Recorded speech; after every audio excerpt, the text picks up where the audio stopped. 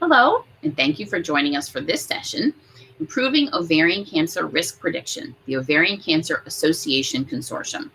We'd like to thank our sponsor, GRAIL, for making this session possible. Understanding who is at risk for ovarian cancer and why is an essential area of research. This session will discuss some innovative research in this area. And our speaker for this session is Dr. Andrew Berchuck. For the past 33 years, Dr. Berchuck has been actively involved in caring for women with gynecologic cancers on a daily basis, while also leading a nationally recognized program in translational research related to the molecular origins of ovarian cancer. You can view his full bio in the downloadable conference program. Thank you so much for joining us, Dr. Berchuck, and I'll turn it over to you. Thank you very much for that kind introduction. We'll go to my slides now. It's an honor to be able to present at the annual OCRA meeting this year, a virtual meeting, but I've been to meetings in the past and it's been a pleasure to meet and interact with all the ovarian cancer advocates, survivors, the entire community of people who care about ovarian cancer. And so today I would like to present an update from the Ovarian Cancer Association Consortium, which was funded by OCRF, now OCRA. And the focus of our work is improving ovarian cancer risk prediction to facilitate prevention of ovarian cancer. So for this talk, I have some themes. Ordinarily, they'd be learning objectives if it was a medical audience, but I thought for this purpose, themes was the way to go. I hope I can convince you that prevention is the most promising way we have, at least currently, to reduce ovarian cancer mortality and deaths. Also, I'll show you that we have learned a lot about the causes of ovarian cancer, and that this already is translating into reduced mortality, although we still have work to do.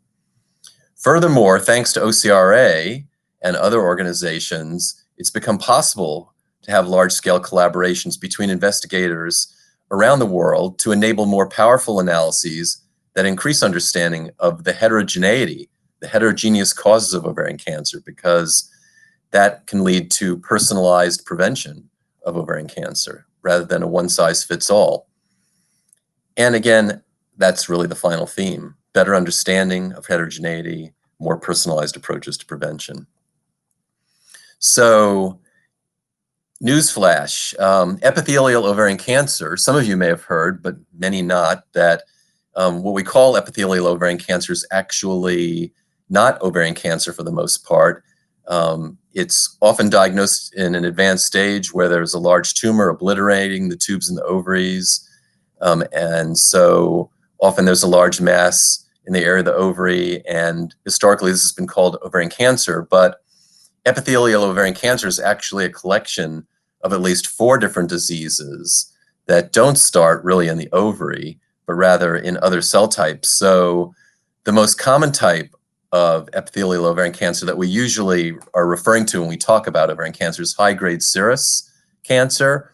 And we now know that those probably start from fallopian tube epithelial cells that are at the end of the fallopian tubes and the fimbria, rather than the ovarian surface per se. And those fallopian tube cells can turn cancerous in the fallopian tube, or sometimes fallopian tube cells drop off and implant on the ovary and can turn to cancer there, or even in the peritoneal cavity. The so-called primary peritoneal cancers are actually derived from fallopian tube epithelial cells. In addition, though, there are some less common histotypes of epithelial ovarian cancer. The endometrioid and clear cell, we now know actually arise from endometrial cells that are in the uterine lining and migrate into the abdominal cavity. We call this endometriosis, and endometriosis can grow around the ovaries and pelvis and cause pain and infertility, but it also has the potential to transform into endometrioid or clear cell cancers. Fortunately, most of these are diagnosed at relatively early stage and have a much better survival, around 80 or 90%. A rarer type of epithelial ovarian cancer is mucinous ovarian cancer, and some of those are thought to be metastatic, to arise in the GI tract and then spread to the ovaries, but it seems fairly clear that mucinous cancers can also arise primarily in the ovary. So ovarian cancer is not ovarian cancer, and ovarian cancer is not just one disease. Would like to give you a little more background about just the scope of the problem and what we're dealing with when we're thinking about prevention and reduction of mortality. In the United States, about 22,500 cases are diagnosed annually for epithelial ovarian cancer, and that's about 300,000 cases worldwide. It's a disease generally of older women, median age in the early 60s. Unfortunately, we still don't have an approved screening test that's been demonstrated to reduce mortality from ovarian cancer. That said, there's some encouragement from the last publication of the results from the UK CTOX study, which uses serial CA125 and ultrasound to try to detect ovarian cancer earlier. And hopefully there'll be other speakers at this meeting talking about some of that data, but we're waiting for an update of the data and, you know, some potential hope that the approach that they've used in the UK CTOX study will potentially allow for about a 20% reduction in ovarian cancer mortality. But again, this is still very preliminary, but I think something that we have to keep in focus as we start to talk about identifying women at increased risks, because primary prevention primarily means surgery and prophylactic removal of the tubes and ovaries after childbirth is done. But screening is so-called secondary prevention. And so if there's any hope for screening, identifying patients at higher risk who may be the best candidates for screening is important, and we'll return to that later. The treatment of ovarian cancer, again, this is usually an advanced disease that's spread around the peritoneal cavity. It involves surgery followed by chemotherapy, or chemotherapy with surgery in the middle and then more chemotherapy. Unfortunately, although the median survival, the average time women live, has increased in the last 30 years from about 1.5 years to almost 4 years, we're not curing that many more people. And you can see in the figure on the right, this is a study that compared doing surgery first to doing surgery in the middle for patients with very, very advanced disease. And you can see that in both groups, the survival is equally poor. So this shows some pictures of what ovarian cancer really looks like when you get in there as a surgeon. Again, gynecologic oncologists, as you probably know, do both the surgery and the chemotherapy. So when we go into the abdomen, we try to remove the uterus, tubes, and ovaries, the omentum, which is a frequent site of metastatic disease, as is seen on the right. That's a fat pad that hangs down off the transverse colon. We try to work all around the abdomen to ideally remove all the cancer that can be seen or felt. So in order to really characterize risk of ovarian cancer in an individual woman, we need to know what the causes are. And much of what we've learned about the causes, the etiology of ovarian cancer, has come from epidemiological studies that compare risk factors in women with ovarian cancer to control women who didn't develop ovarian cancer. And in the 1970s and 80s, there were studies done with probably 100 or 200 cases and controls that showed a very powerful influence on with factors that affect ovulation on ovarian cancer risk. So OCPs, oral contraceptive pills, if a woman takes the pill for 5 years, she reduces her risk by about 50%. Likewise, women who have 3 children reduce their risk by about 50%. Breastfeeding also is a powerful means of reducing ovarian cancer risk up to about 50%. And what all of these reproductive factors have in common is that they inhibit ovulation. So if you're on the pill or pregnant or breastfeeding, you're not ovulating. So ovulation is a natural physiologic process. Why would ovulation be a cause of cancer? It doesn't seem to make sense that something normal and physiologic would be a cause of cancer. But if you look on the left there, what you have is at the time of ovulation, an egg that's developed is bursting violently through the surface of the ovary and being picked up by the fimbria, which are the end of the fallopian tubes. And so at that ovulatory site, there's a lot of inflammation, DNA repair, free radical generation. It's thought that the processes of inflammation that occur around ovulation can cause genetic mutations, and that over time, over decades, those mutations can cause malignant transformation of those fallopian tube cells. So again, ovulation is a normal process, and why would it encourage the development of cancer? Well, I think it's helpful to look back in human history, in the evolution of the human species. For thousands of years, we lived as hunter-gatherers, and women in this hunter-gatherer society generally started ovulating, had menarche at a much later age, had many pregnancies. There was no contraception, and so women generally went from pregnancy to universal breastfeeding for several years to another pregnancy until probably an earlier menopause. Again, late menarche, early menopause correlating most likely with more tenuous nutrition. But in some, a hunter-gatherer woman might ovulate about 50 times in her life. Contrast that with the modern woman who's here sitting looking at both her laptop and her iPhone at the same time and very busy. Modern woman has much better nutrition, goes through menarche, starts ovulating earlier, fewer prized pregnancies, less likely to breastfeed, and even if she does breastfeed, probably for fewer months or years. Later menopause, again, because of better health and nutrition. So a modern woman who has only 1 or 2 children and doesn't use birth control pills might ovulate 500 times in the course of her life.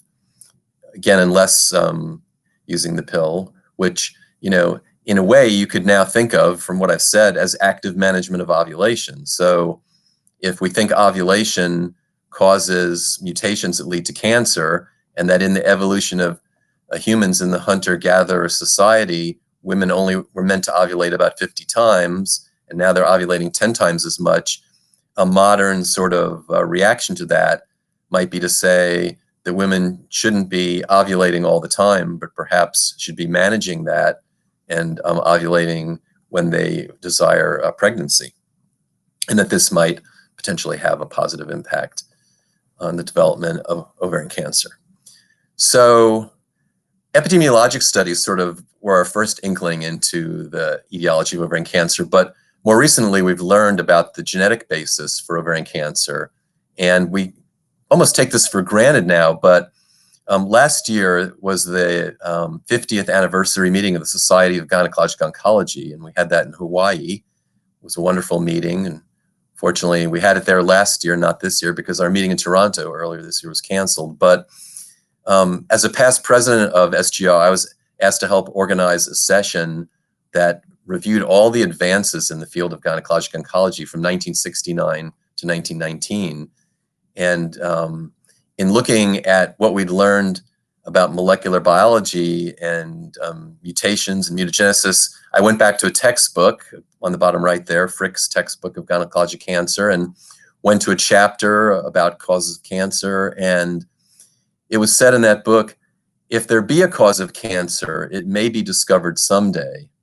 Our impression is that this goal will be far off and perhaps never reached. And in fact, they were emphatic in saying that mutations in chromosomes and heredity, they rejected that as a likely cause of not only ovarian cancer, but other types of cancer. So we've come a long way since then.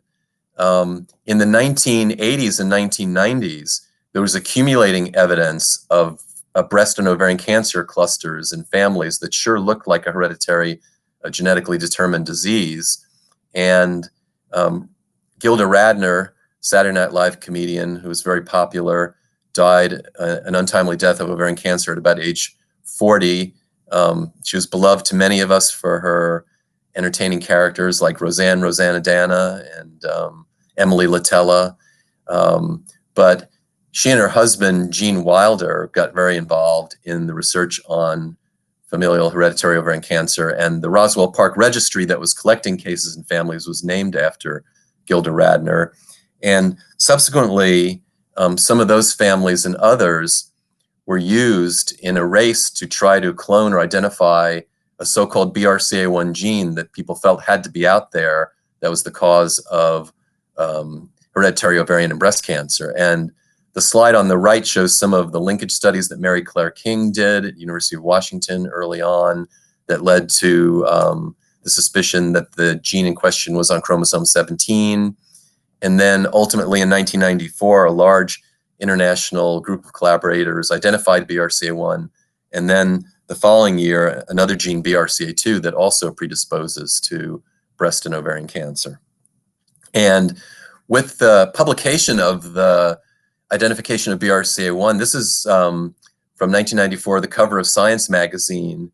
And what you see is a painting by an artist, Hollis Sigler. Hollis Sigler had a strong family history of breast cancer and ovarian cancer, and had developed breast cancer at 38 before BRCA1 was discovered, and was then determined to have a BRCA1 mutation that she carried, and undoubtedly her ancestors had carried. So the painting is called Walking with the Ghosts of My Grandmothers. It's sort of a nightmare, isn't it? You've got dresses and clothing, and it's very dark and abstract. It had quite an impact at the time and was really fitting. And unfortunately, Hollis Sigler eventually died of breast cancer a number of years later. But that was, I guess, now about 25, 30 years ago. So this next slide just shows the very high risk of breast and ovarian cancer with BRCA1 and 2. So on the left, BRCA1, a high risk of breast cancer starting in the 20s, and then ovarian cancer starting a bit later in the late 30s. Lifetime risk of breast cancer is probably 60 to 80%. Risk of ovarian cancer is now thought to be more like about 40 or 50%. BRCA2 on the left, lower risks of breast and ovarian cancer, but still quite high, about 15% for ovarian cancer, and actually probably a bit higher than this slide, more like 60% or more for breast cancer. Risk of ovarian cancer for BRCA2 starting a little later. But again, this was the first major step in being able to identify women at high risk and start to talk about prevention. So back in 1995, 25 years ago, there was no Myriad Genetics. There was none of the companies, the commercial outfits that exist now that'll do testing, within a week or two existed. So we were doing homebrew sequencing of these genes and talking to families and trying to cascade and recommending prophylactic surgery. One reality at the time was there was a lot of concern about genetic discrimination, and so often we'd be recommending prophylactic surgeries but not putting the BRCA1 or 2 mutation testing results in the chart for fear that they would not then be able to get life insurance or health insurance. The other thing that really changed dramatically was that before 1995, in a family like the one below that was clustered with breast and ovarian and other cancers, we would often indiscriminately perform prophylactic surgery after women were done having children.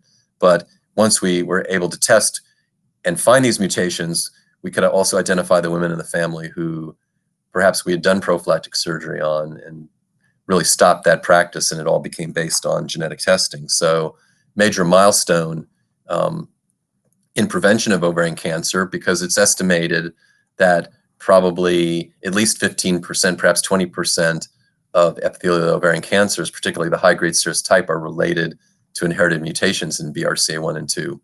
And so we started removing tubes and ovaries, doing it laparoscopically, looking carefully for occult cancers, because about 3% of the time, patients who go for prophylactic surgery already have cancer. We really dramatically reduced deaths from fallopian, ovarian, and peritoneal cancer, 80, 90%. It's not 100% because, again, some of these cancers are not developing from cells that are located in the tube and ovary anymore. They've dropped off into the peritoneal cavity. Also, the prophylactic surgery in the 30s and 40s reduces the risk of ER-positive breast cancer, particularly in BRCA2 carriers. And then if women haven't had breast cancer, certainly they can get hormone replacement and not have to go through a premature menopause, because you still tend to see a reduced risk of breast cancer, even with the low doses of hormone replacement that are given after prophylactic surgery. Other lessons we've learned, We've learned to look at the fimbriated ends of the fallopian tube very carefully, essentially blocking and sectioning the whole thing to look for these occult cancers. We also find so-called STICs, serous tubal intraepithelial carcinomas, which are precancerous changes that can lead to high-grade serous ovarian cancer. And so, again, we're looking for these at the surgery. The pathologist is looking for these in the processing of the tissues. When we find an unsuspected occult cancer, those patients will get chemotherapy, and many of them will have a good outcome if we really detect it super early. If someone has a precancerous lesion, we generally don't give chemotherapy because we feel that the risk of someone coming back with a cancer is very low. And then I mentioned already the residual risk of peritoneal cancer after prophylactic surgery, risk-reducing surgery, because of some of the fallopian tube cells that have flaked off and planted themselves in the peritoneal cavity. So currently, we've gone beyond the original myriad testing just for BRCA1 and 2. Their patents expired. There are other companies doing this. It's now not a Sanger sequencing, it's next-gen sequencing, which is much more rapid, and it's more cost-effective to sequence panels of genes at one time. So there are other genes related to BRCA1 and 2, like BRIP1, RAD51C, RAD51D, PALB2, that are also in that same family of genes like BRCA1 and 2 involved in homologous recombination repair. Inherited mutations in those genes also are felt to be a reason to perform prophylactic surgery because they increase ovarian cancer risk. Another sort of current idea is that maybe if one is done with childbearing, but say only around 30, that the fallopian tubes could be removed, but the ovaries left to avoid premature menopause and the sequelae there, osteoporosis, cardiovascular disease, and so forth. Most of us feel this still remains investigational. And, again, we're concerned that fallopian tube cells may have already dropped off onto the ovary and are living there. And I just saw a case report from Sloan Kettering, Dennis Chi, in the past month that had that very scenario, a prophylactic removal of the tubes with preservation of the ovaries, and then a few years later, a serous cancer in the ovary. So again, the standard of care is still to remove the tubes and ovaries. When we talk about prophylactic or risk-reducing surgery, we're generally talking about women who have these mutations and have a very high risk of ovarian cancer. In the general population, the risk of ovarian cancer is only 1 or a little over, maybe 1.4%. That said, at least 80% of the ovarian cancer cases occur in normal risk women. So there's now a movement afoot to do what's called opportunistic salpingectomy. So when women are done having children and desire a sterilization procedure or having surgery for some other reason, remove the entire fallopian tubes to take away the source of high-grade serous cancers of the ovary, fallopian tube, and peritoneum.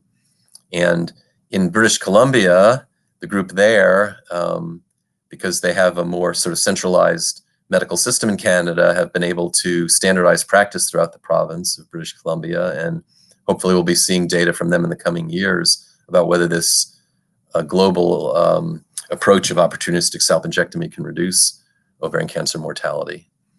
And then another really timely issue is cascade testing, the idea that if a woman's diagnosed with a BRCA1 or 2 or other mutation that predisposes to ovarian cancer, testing siblings, children, other relatives. When we first discovered these genes, we assumed it would be a no-brainer, and of course that would happen because of how dangerous ovarian cancer is. But unfortunately, it hasn't happened to nearly the extent that it needs to. And so we're really, I think, at a cusp, a tipping point of moving from an era where we put the onus for informing relatives directly on the patient and wouldn't reach out to relatives directly because of concerns about HIPAA and patient confidentiality, to more of a model that's used in infectious diseases with sexually transmitted diseases, where there's a so-called duty to warn, say sexual contacts of someone who has gonorrhea or syphilis. So just last year, the NCI had requests for applications and funded several programs to explore more systematic ways of doing cascade testing and making sure that all the women with these mutations are identified, because we know that there are only a minority of the women in the US and in the world who have these mutations know about it. Mary Claire King, again, one of the pioneers in this field, who's still very active, has advocated that all women should really have this genetic testing when they reach adulthood, just because the consequences of not knowing are so dramatic and unfortunate. So to conclude this first part of my remarks, my pre-OCAC remarks, I'd like to leave you with the optimistic idea that the incidence and mortality from epithelial ovarian cancer have been actually falling somewhat in North America over the past several decades. First, with the introduction of oral contraceptive pills and its widespread use, reducing ovulatory cycles in the population, and then since the 1990s with BRCA1 and 2 testing and identifying mutation carriers who can have prophylactic surgery. So I do think it's easy to get depressed about ovarian cancer when you're in the trenches, as you are as a gynecologic oncologist, taking care of patients with advanced disease and doing the chemotherapy and the surgery and dealing with the recurrences and the disease progression and the all too frequent deaths. But at a population level, there are people who aren't developing this type of cancer because of these preventive sorts of approaches that we never meet because they never get the disease. So I'm going to shift gears now and talk a bit about the work that the Ovarian Cancer Association Consortium, or OCAC, is doing to try to extend our knowledge of the risk factors for ovarian cancer and to facilitate personalized risk prediction and prevention. So we've talked about BRCA1 and 2 and other homologous recombination pathway genes that dramatically increase your risk of ovarian cancer. But most diseases like cancer, high blood pressure, diabetes are not caused by high penetrance, so-called very penetrant mutations in genes like BRCA1 and 2. They're actually caused by common genetic variants that are, like their name would indicate, common in the population.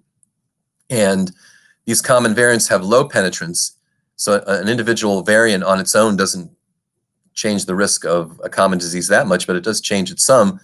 But that there are actually dozens, if not hundreds, of these common variants, and that, for example, a disease like hypertension, of course, there are environmental factors and salt and other things in the diet, but in terms of genetic predisposition, there may be 100 or more genetic variants that determine your susceptibility to high blood pressure. And most of these common variants are what are called SNPs, or single nucleotide polymorphisms. So SNPs are areas of the genome where the sequence varies by a single base. So I think most of you know that the genetic code is CGAT. Those are the 4 letters of the genetic alphabet. And it's a combination of 3 of those letters that determines the amino acid sequence of a protein. So each 3 letters encode a single amino acid, and there's multiple sequences of 3 letters that are strung together like beads to make a protein. So there are about 85 million of these genetic variants, SNPs, in the human genome, where the rarer variant is present in at least 1% of the population. And on average, about 20 million SNPs vary between any 2 individuals. And so this 0.1% genomic difference between individuals is responsible for inherited human variation, including disease susceptibility, but not just disease susceptibility, height, weight, eye color, you name it. Most human traits have a genetic component and then, to some extent, an environmental component, and that percentage of environmental versus genetic can vary for different traits, certainly. But clearly, there's a role for these variants in disease causation. So in 1999, Joellen Schildkraut, an epidemiologist at Duke, and I started the North Carolina ovarian cancer study, which was conducted in 44 counties of central and eastern North Carolina, with the idea of identifying cases with ovarian cancer and controls without, matched for age and race, and all of the case and controls were interviewed in their home for 2 hours about every possible risk factor for the disease. We also got samples of their blood so that we can look at their genetic variants. We also got samples of their cancers so we could do molecular studies on their tumors. And so genetic association studies for common variants are like the opposite of the linkage studies that Mary Claire King and others did to identify high penetrance genes like BRCA1 that really increased risk dramatically. They're just the opposite. So linkage studies are done in families, small numbers of individuals. Looking for common low penetrance variants is done in large numbers of subjects, again, matched for age and race. So once you have large numbers of cases and controls and their DNAs, you can genotype the SNP variants in the white blood cells. You can also do it from DNA obtained from a buccal mouth swab. And then to determine if a genetic variant has an effect on ovarian cancer risk, you compare the allele frequencies between the cases and controls. And so we started off with what we call a hypothesis-based approach, where we said, what do we know about the biology of ovarian cancer? Well, we know it's about ovulation and hormones and maybe DNA repair. So we started off looking at genetic variants in these pathways. And again, for every genetic variant, there's like 2 flavors, so to speak, as I showed on the other slide. And so you're basically looking for, with each variant, whether they got 2 copies of one flavor or 2 copies of the other flavor or 1 copy of each flavor. And if that pattern of genetic variants varies between cases and controls, then you can conclude that that variant has either increasing or decreasing risk of ovarian cancer.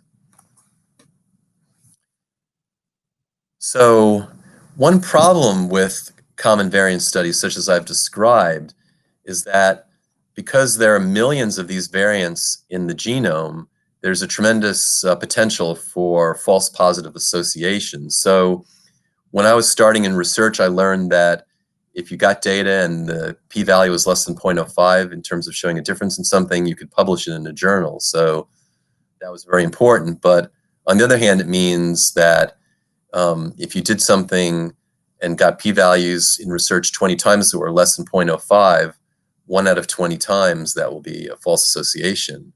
But again, you know, when you're doing common variant studies, you know, 1 false positive per 20 tests turns into 5,000 false positives for 100,000 tests. And then when you're looking at common variants and looking at publishing your results, of course, what the journals want to report is positive results. So the positive results tend to be cherry-picked and written up for publication, and then journal editors like positive results. And so a lot of positive results were being published. And as many of us around the world started doing these types of genetic association studies, we would see a publication of someone else's results and try to replicate that. And in our data, it would be negative. It wouldn't show an association. It would be looking like a false positive result. And so after a while, a pattern of false associations started to emerge. So in 2005, a group of us from around the world, about 10 different studies that were looking for common genetic variants in ovarian cancer, got together in Cambridge and started the Ovarian Cancer Association Consortium, again, OCAC for short. And we invited pretty much all groups around the world to join. We went to Cambridge in April, and OCRF at the time had just started collaborative research grants. And I went home and wrote up a grant to support the activities of this new consortium. And it was funded $300,000 a year for 3 years.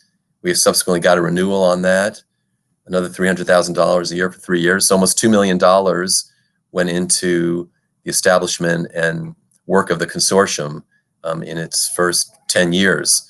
So basically, the group got together to genotype different SNPs or genetic variants that groups from around the world had thought might be associated with the disease.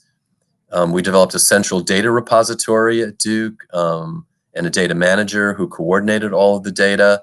And it was really on from there. So this slide shows some nice pictures of the steering committee that was established for the consortium.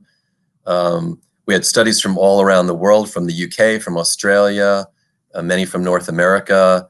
So going clockwise from the bottom left, Tom Sellers at Moffitt, Joel and Schildkraut and Roberta Ness, Lee Pierce from USC and now Michigan, Paul Farrow from Cambridge, Ellen Good from Mayo Clinic, Georgia Trench from Brisbane, Australia, Susan Ramus from Sydney, Australia, formerly USC, and then me in the bottom right. A group that really hit it off with great chemistry and really was driven by the fact that none of us could do this work by ourselves because of the false association problem. We all had to work together to pool our data to get meaningful results. So this slide goes over some of the organizational structure. Again, the steering committee providing oversight and guidance, centralized database, Margie Riggin at Duke, collecting all the data, which has grown to an enormous degree, as I'll show you. We have a data access coordinating committee that reviews and approves and tracks application for use of our data.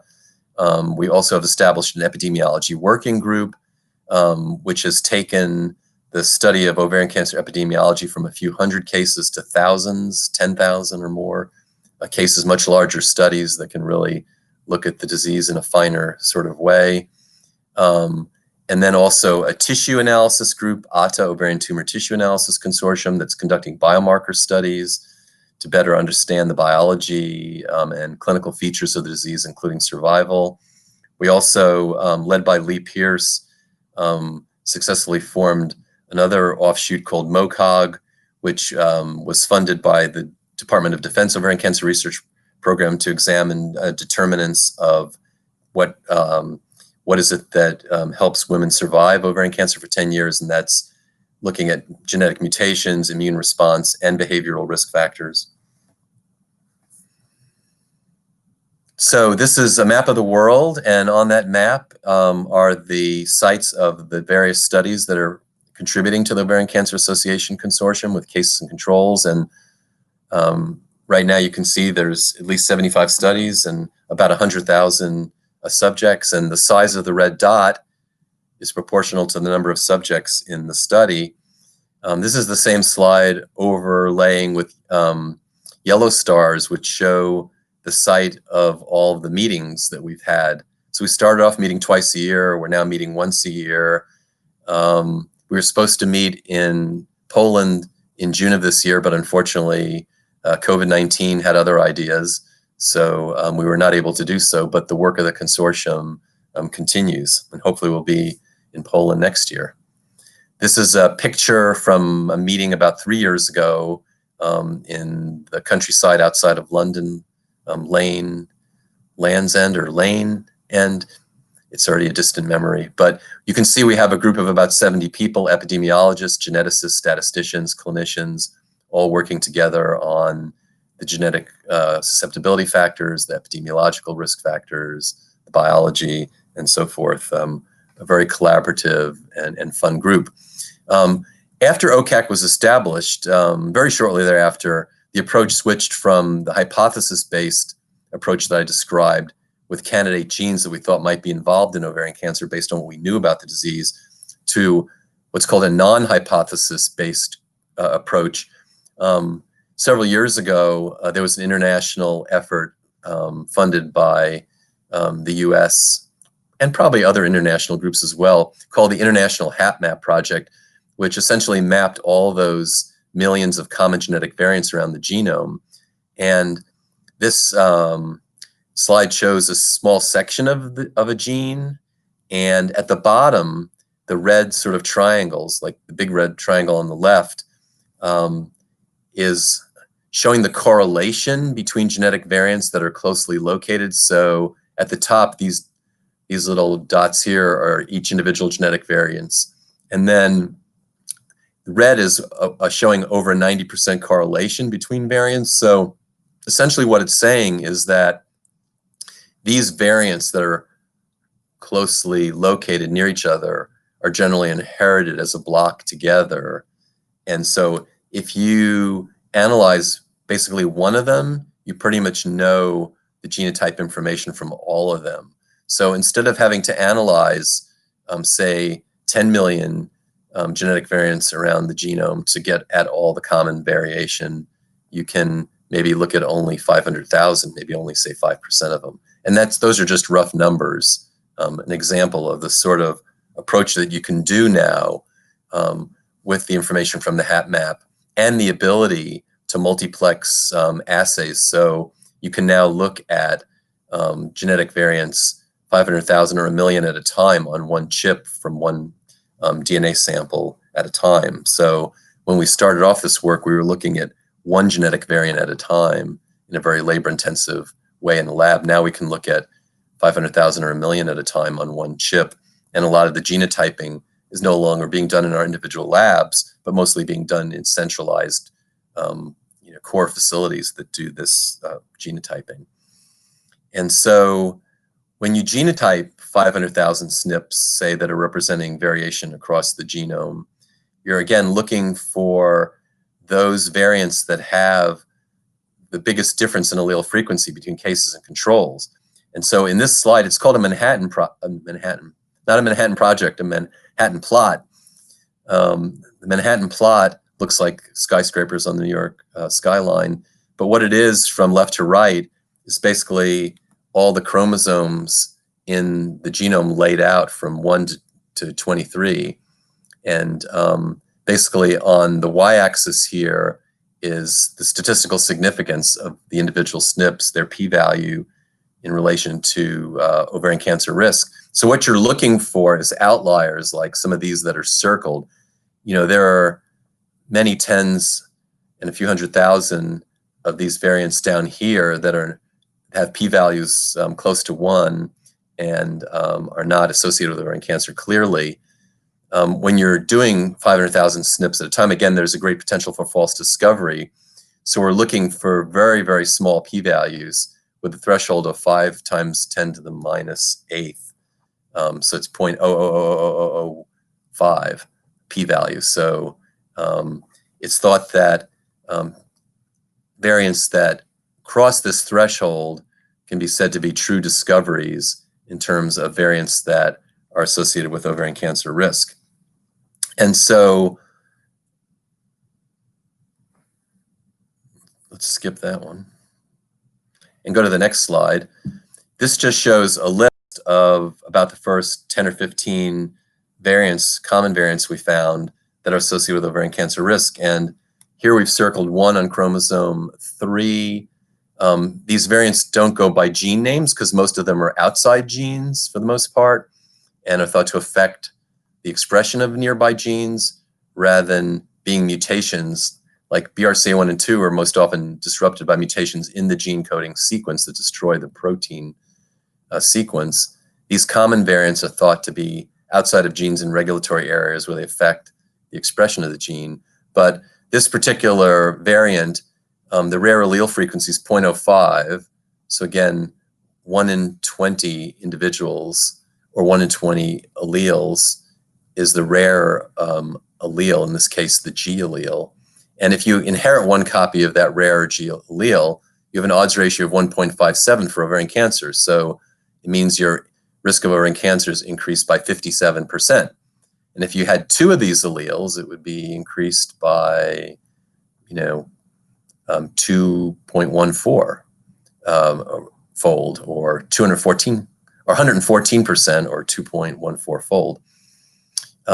That sounds like a big increase in risk, even just for one copy, 57% increase. But again, the absolute risk increase is small because the lifetime risk in the general population is about 1.4%. So increasing by 57% might take that 1.4% risk up to 2%, or rather, I'm sorry, rather than increasing it by 57 from 1.57, it might increase it to 2.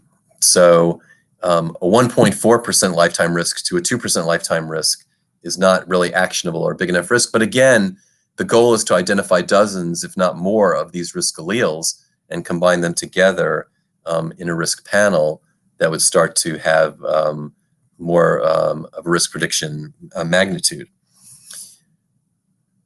So one of the things that we've done with the data that we've generated over time has been to deposit this publicly. And so on the OCAC website, there's a lookup where investigators around the world can type in a SNP number and can see what the association is or isn't with all the different histotypes of ovarian cancer. So that's been something that's facilitated research by other groups. One thing I'll point out right now as well is that the SNPs that we've discovered, the genetic variants that affect ovarian cancer risk, don't always affect all types of ovarian cancer. So in this example, you can see that this genetic variant on chromosome 1 increases the risk. There's a risk peak for all non-mucinous ovarian cancers and for high-grade serous ovarian cancer, but not for low-grade serous, mucinous, endometrioid, or clear cell. And then in another instance, here's a genetic variant on chromosome 2 that only increases risk of the mucinous type, not the other types, including the high-grade serous, the more common type. So again, underlying that these are really different diseases, different etiologies, and different underlying genetic and epidemiological causes. So again, as I said before, our goal is to combine all of these risk SNPs as we discover them into a risk prediction metric. And so here, with the first 20 or so SNPs that OCAC identified, we've created a risk score and then divided from the lowest risk profile of these SNPs to the highest risk. So there's basically 5 quintiles. So this is the lowest risk 20%, the next 20%, this is the medium of 20%, the next highest, and then this is the highest. And so the highest quintile here has about a 2-fold higher risk than the lowest quintile, quintile 1.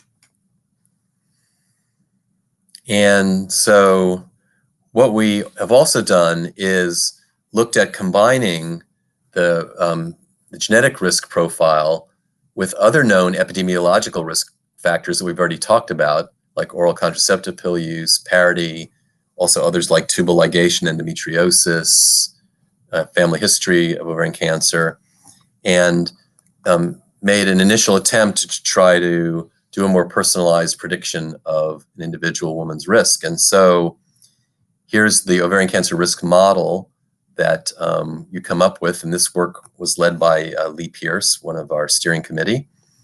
This is a complicated slide, but each of these blue vertical bars represents a unique combination of epidemiologic and SNP risk factors, and the height of the bar correlates with the frequency of that combination. And the red line here represents increasing ovarian cancer risk as you go from left to right.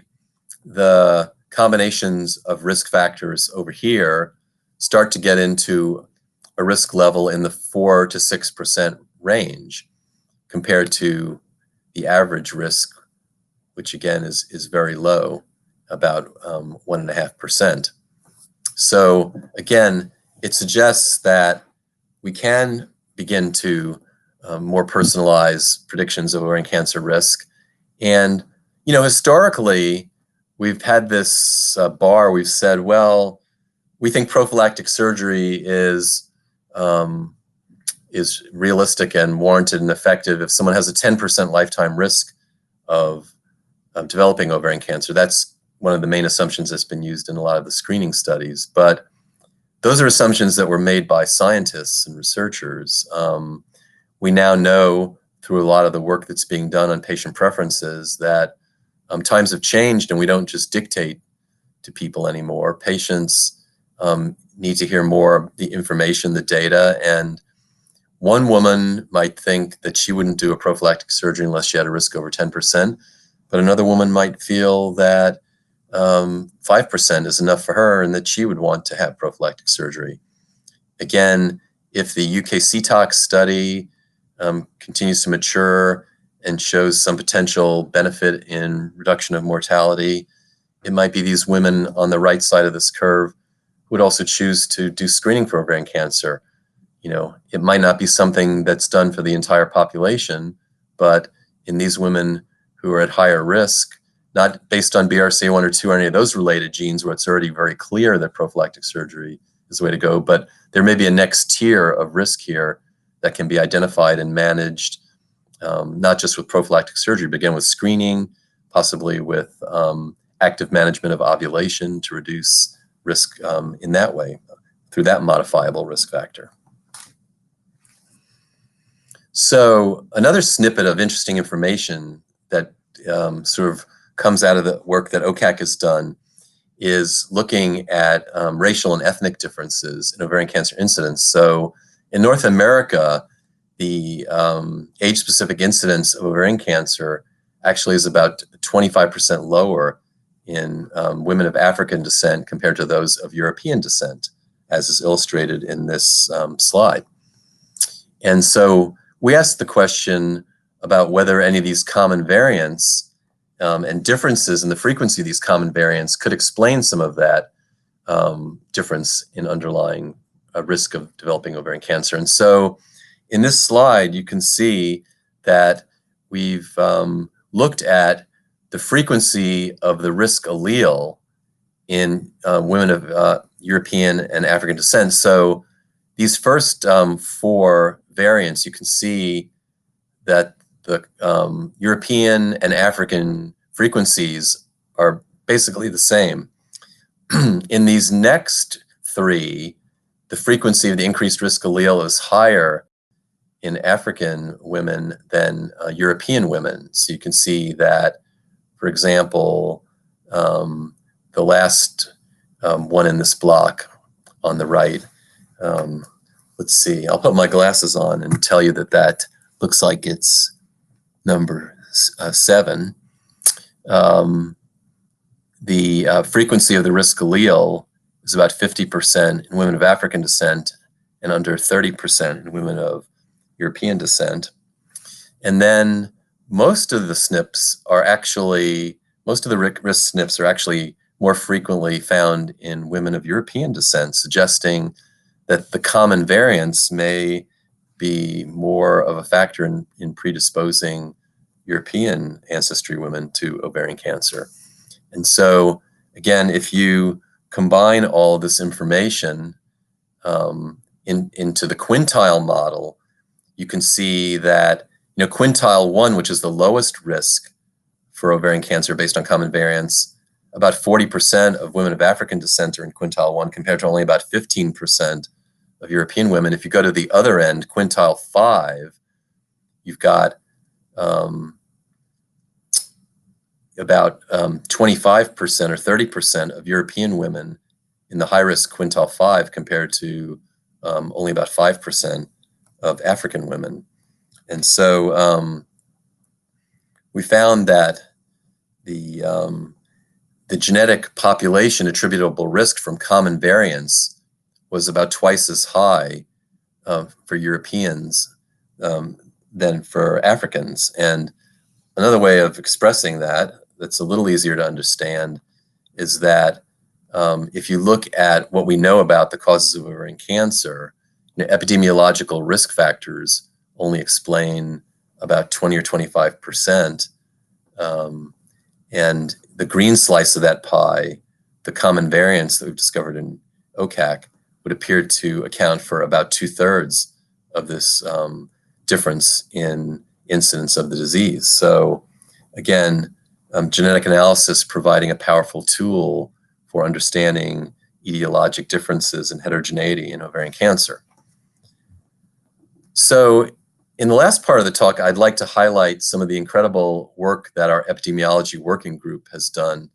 We have in OCAC, on the steering committee and throughout the group, some of the most well-known ovarian cancer epidemiologists in the country and in the world. And I've listed them here on this slide.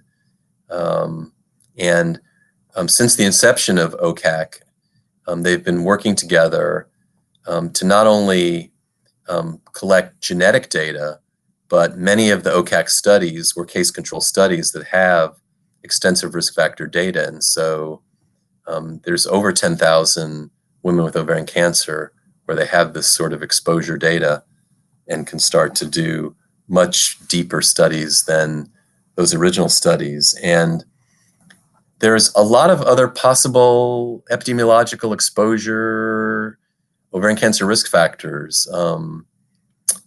Pregnancy is a powerful risk factor, but what about incomplete pregnancies, miscarriages, abortions? We recently published a paper in JNCI, the Journal of the National Cancer Institute, showing that those incomplete pregnancies do have some protective effect against ovarian cancer. What about height, weight, and BMI? Yes, there do seem to be some effects there. Polycystic ovary syndrome, menopausal hormone use, yes, a risk factor. Pelvic inflammatory disease, hysterectomy, sunlight and vitamin D, diet, alcohol, coffee, physical activity, depression, all of these potential risk factors can now be studied when you have a database that has tens of thousands of patients instead of a few hundred. So I'll show you some snippets of interesting information. We'll focus here on potential relationship between menopausal hormone replacement therapy and ovarian cancer risk. So in this study, the effect of estrogen alone hormone replacement therapy on ovarian cancer risk was examined. And you can see all of the many co-authors. These papers from OCAC are hard to submit because there's many, many authors and lots of information that has to be entered into the journal websites. It takes a day or more to submit one of these papers just because of how big the group is. But the bottom line result was that any use of hormone replacement therapy with estrogen alone after menopause did increase your risk of epithelial ovarian cancer. So you can see that any use increased risk by 30%. For women who'd used it for 10 years or more, it was like a 54% increased risk. And then lower down on the slide, they broke it down into individuals with current or recent use versus prior use.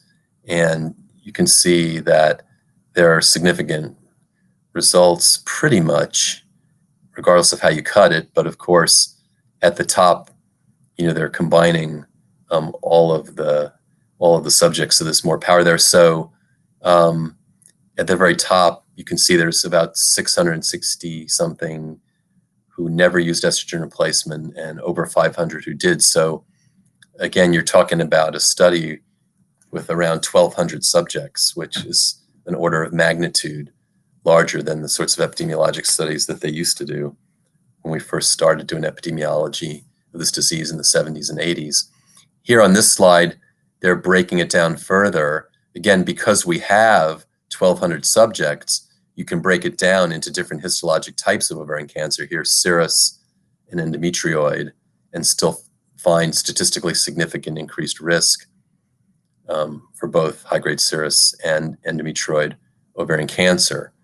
When you look at women who've taken estrogen and progestin together, which is what's supposed to be done if women have a uterus, there actually was no increased risk of ovarian cancer with the combined estrogen, progestin, menopausal hormone replacement. So these are women, presumably most of whom have had a hysterectomy and are taking just estrogen alone because they don't need the progestin to protect the endometrium from undergoing malignant transformation. So continuing to talk about estrogen, there have been some very provocative studies, mostly sort of observational, but this was an actual prospective randomized trial that was done with women who were diagnosed with ovarian cancer and had surgery and chemotherapy. And then they were actually randomized to either getting no menopausal hormone replacement or getting hormone replacement. And the hormone replacement could be estrogen and progestin, or it could be estrogen alone. And there were about 75 patients in each group. And you can see that at 10 years, there's about a 15% better survival in the group that got the hormone replacement therapy. And why this should be is really hard to understand, but certainly epithelial ovarian cancers do express hormone receptors, although hormonal therapy has not generally been very successful as a treatment for women with ovarian cancer, at least when you have a patient that has a CAT scan that shows measurable disease and you give hormone treatment, you don't often see effectiveness. But these are patients who were started on hormone replacement after having had surgery and chemotherapy and being in remission. And it seemed like more of them stayed in remission. So it's not something that we're really advising patients to do at this point because it's just one small study, but it's certainly something that's worthy of further attention. So in OCAC, we tried to get some more insight into this, and we don't have information about hormone use after women are diagnosed and treated for ovarian cancer, but what we do have is information on menopausal hormone replacement use prior to the diagnosis of ovarian cancer. And lo and behold, we actually found similarly that women who used menopausal hormone replacement had a better survival than those who didn't. So this is use of hormone replacement before they were diagnosed. And on the left, is for all histotypes and all stages.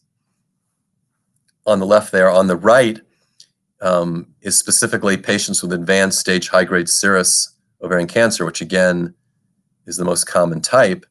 And you can see that, particularly in the women who'd used menopausal hormone replacement for more than 5 years before their diagnosis of ovarian cancer, there was an improved survival of about 5%. And you can see that, like the other study, we've got large numbers here, over 4,000 patients on the left and over 3,000 on the right, at least. And so these are highly statistically significant results. Another wrinkle in this study was to try to get at the question of whether the cancers in the women who had taken hormone replacement were just biologically different and somehow less aggressive than the cancers that developed in the women who hadn't taken menopausal hormone replacement. So there's two sets of three curves. The curves at the top that are higher are in the women who did not have any residual disease after their ovarian cancer surgery. And you can see that the use of menopausal hormone replacement for 5 or more years predicted a better outcome in those who had no residual disease, but it also predicted a better outcome in the women who did have residual disease. So that tends to suggest that the better outcome isn't just because all those women had less aggressive disease that could be more easily removed. So still a lot of work to be done here, but certainly a lot of implications for reducing risk of getting the disease, but maybe also to try to improve outcomes once a woman's diagnosed with ovarian cancer. And again, none of this is really ready for prime time clinical recommendations. There's other work that needs to be done to try to confirm this and to understand it. The other thing I'd like to tell you about is some of the work that's been done in an area called Mendelian randomization studies. So Gregor Mendel was the monk who grew his peas and learned the lessons of genetic inheritance of dominant and recessive traits, and how genes could affect hereditary traits like pea pods and flowers and so forth. But these Mendelian randomization studies have sure come a long way since Gregor Mendel's day, and now that we're doing genome-wide variation studies, we've not only been able to identify genetic variants that are associated with diseases like ovarian cancer and other cancers, but a number of genetic variants have been identified that predict other human traits.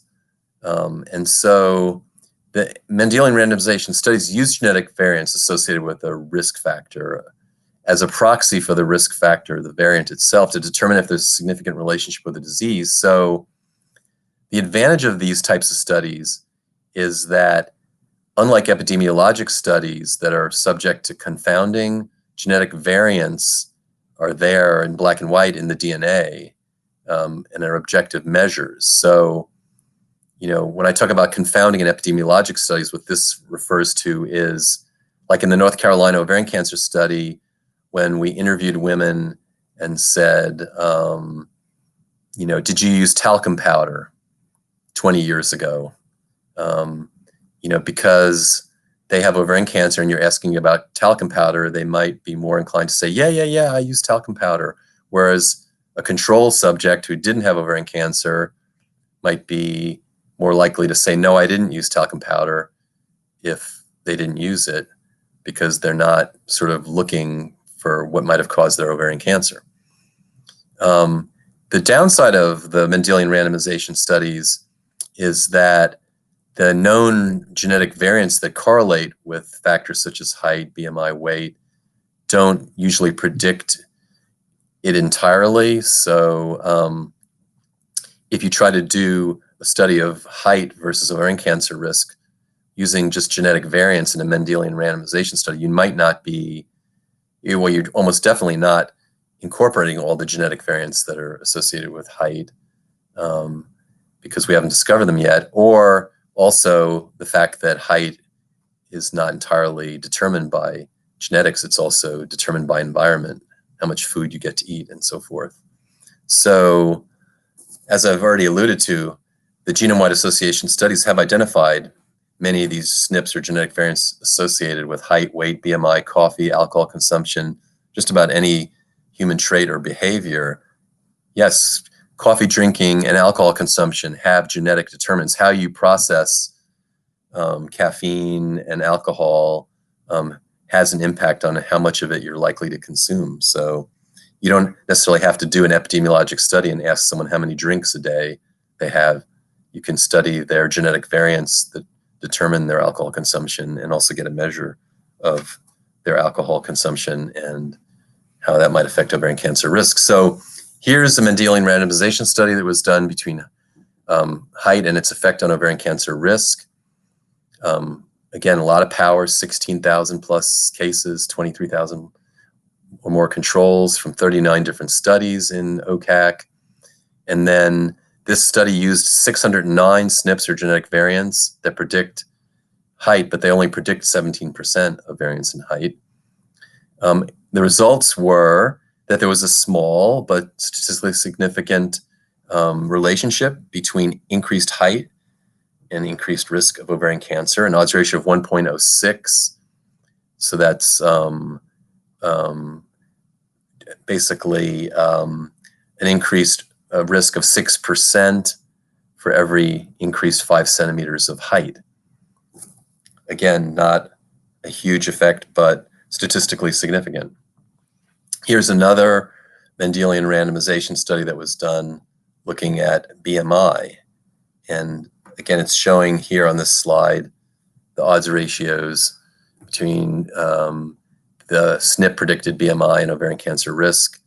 And at the bottom there are the summary odds ratios, which seem, so the open diamonds at the bottom are the odds ratios. And again, very small. I'm not able to read that in the way these slides are being displayed for me, but a small but statistically significant increased risk in ovarian cancer with increasing predicted BMI based on the genetic variants. So again, what I think the Mendelian randomization studies and the classic epidemiology studies and the genetic SNP studies do is begin to help us start to offer potentially risk stratification beyond the high-risk testing that we're doing now for BRCA1 and 2 and other related homologous recombination deficiency genes.